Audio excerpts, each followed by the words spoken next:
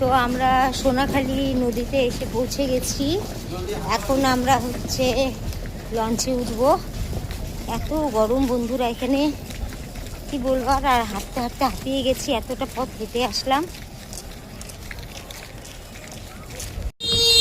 এখানকার ভিউ এত সুন্দর বন্ধুরা, গ্রাম্য পরিবেশ, মানে মন তো একদম মুগ্ধ হয়ে গেছে। দেখো তোমরাও, এত সুন্দর পরিবেশ।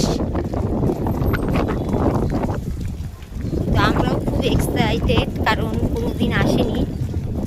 কেমন এনজয় করছি, কি এক্সপিরিয়েন্স হচ্ছে তোমাদের সাথে শেয়ার করব, সাথে থেকো তোমরা। দেখো বোটগুলো কি সুন্দর।